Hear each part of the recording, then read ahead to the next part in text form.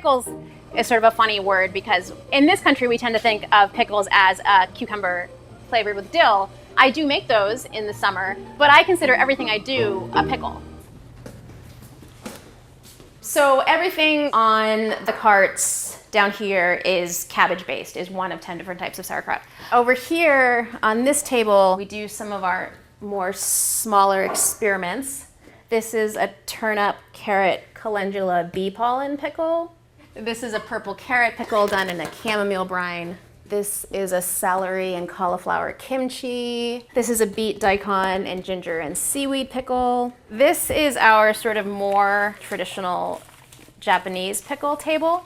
So these are ume plums. Those plums are actually pickled in the spring when they're green. They look more like this at that stage. I'm a plant person, I love plants, and so I preserve plants, and I try to preserve a really wide diversity of plants, and I try to preserve them in really interesting ways. These are another traditional Japanese pickle in which the medium is called kazu, which are the solids that will be filtered out during the sake making process. And then there's burdock in here that's spiraled around, and it's going to sit in there for about a year. One thing that microbes do is they sort of break things down and give you a different understanding of their flavors than just, say, eating them raw or cooked.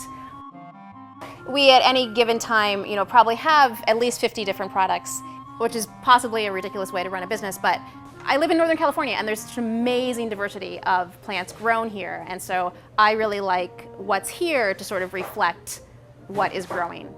So today it's basically a cabbage day around here.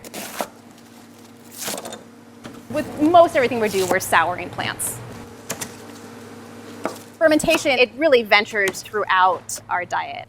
Yogurts or cheeses or wines and beers and, actual traditional sort of more preserves and pickles. Several types of preserved meats are all fermented foods, and it's served both to preserve foods and also sort of change their flavor profile and bring out certain nutrients and make them more easily digestible and assimilated. And it's sort of part of human history is the history of learning, how to do that. After it gets shredded, it's going to go into these bins over here where it will get layered with various salt and herb mixtures depending on the type that we're making. This is salt mixed with caraway seed and juniper berries. That's going to make our vintage kraut, which is a cabbage, caraway, juniper, apple sauerkraut. And this is salt mixed with, various Chinese herbs mostly. That will sit with the cabbage as it sours, and it will totally absorb those flavors. So there's just not one sauerkraut? No, we make 10. You Yeah. Like a quarter. The salt is so central to the process. It draws out the juice of the vegetables, and it will create the brine that these vegetables are going to ferment in. And so we'll kind of layer it with the salt, mix it a little bit, cover it, let it sit for the day. Come back to it, give it a nice sort of deep tissue massage, and work out as much of that juice as we can. And then they will get wheeled into here. We affectionately call this room the cave. Traditionally people soured vegetables in sort of cooler environments. Those bacteria really thrive in sort of cooler environments, which is why, people say, oh, do you bury it? As if you have to bury it. You don't have to bury it, but people used to bury it in warmer temperatures because that's how you kept it cool. So cellars, root basements, underground, places where it's going to be a little bit protected from the more intense heat. Right now, there's 20,000 pounds worth of fermenting vegetables at various stages. How I sort of really see it is that those 20,000 pounds are divided into, about 75 different ecosystems, because each one of these is really an ecosystem of various microbes at various stages in their life cycle. So something like this, which was actually just made 3 days ago, is going through this really intense flush of carbon dioxide. The bacteria are eating the sugars in the vegetables, and they're creating a more acidic environment for other bacteria to move in, and they're flushing out all this carbon dioxide as a waste product. So you could actually really very accurately say that it's breathing.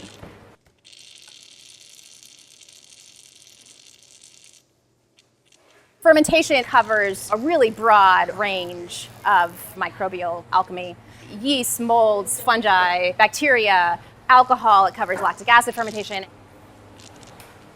Here, what we're really mainly dealing with is bacteria, and what we're really mainly dealing with is lactic acid producing bacteria.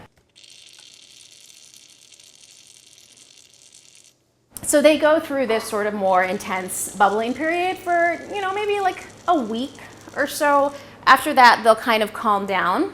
You can see most of these are a little less active. And that's sort of where like the longer aging sort of flavor development really happens. You can see this one's now, this one's actually 10 days old. It's got some nice activity there. We don't so much deal with funguses and molds here. I mean, if you were making misos, if you were making tempes, you would be more in that realm. We actually don't even really deal with yeast that much, except in the kombucha, which is a really fabulous symbiosis of both bacteria and yeast. Kombucha, I think, is actually a really misunderstood organism. Kombucha is this very sort of amazing looking blob, almost maybe akin to sort of a jellyfish, that is floating on the top of all of these jars. No one totally really knows where it came from. Most people tend to think it originated in China, and it eats tea and sugar. Could have been just like the scum that formed on someone's teapot at some point, and hey, it made it sort of sour and bubbly, and don't we all love sour, bubbly beverages?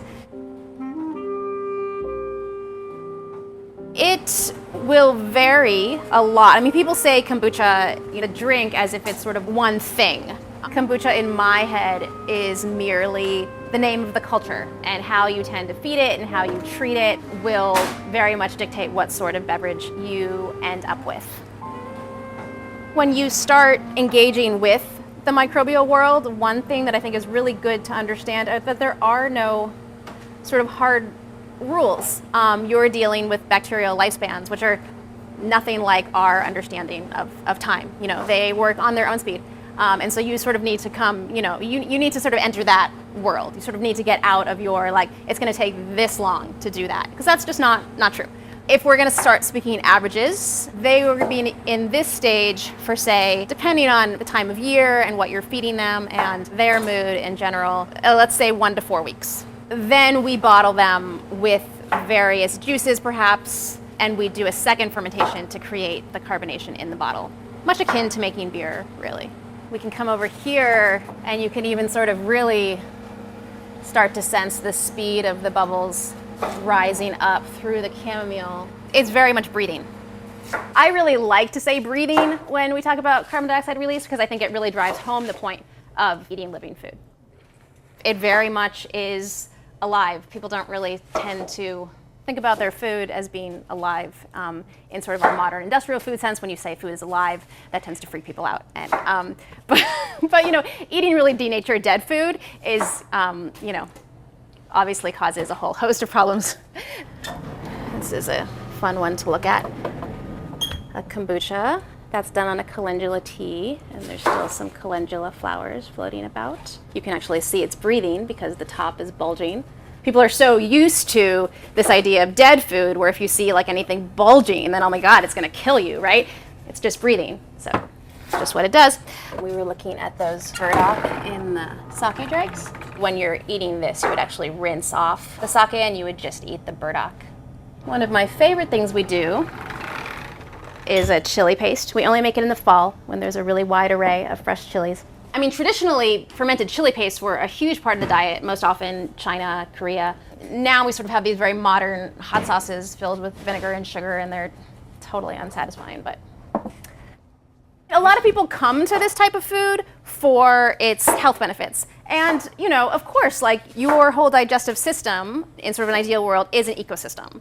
And so you need to have this whole sort of colony, community system of beneficial bacteria that's both going to help digest your food and assimilate the nutrients from them, but also sort of make sure that any pathogenic bacteria that are going to enter your system, which is inevitable, are kept in sort of a check and balance.